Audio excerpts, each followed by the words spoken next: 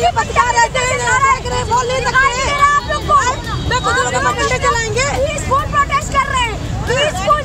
इतनी गालियां देके जा रहे हैं, गंदी गालियां देके जा रहे हैं, डीएसपी गंदी गालियां उनमें बोलने पर टोल लो, डीएसपी गंदी गालियां देके जा रहे हैं। तो आगे प्रेस वाले हम लोग मुकाबला कैसे करेंगे?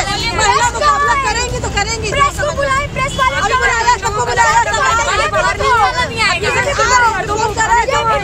आ रहे हैं, सब आ रहे हैं। ये नहीं दिखाएंगे, ये कहाँ दिखाएंगे? बताओ लोग मीडिया सब होगा। मीडिया दिखाओ किस तरह से बवाल करने के लिए फोन कर रहे हैं आप लोग। वालों को फोन अभी नहीं किया,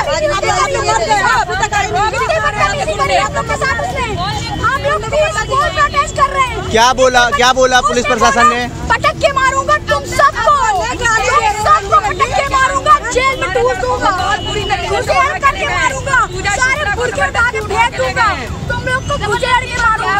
अभी वो डीएसपी आया है, वो कहेंगे अभी हमारी पूजा शुक्ला को लेके आए, हमारे बेचारे निर्दोष 4 वॉलंटियर को उठा के लेके आए।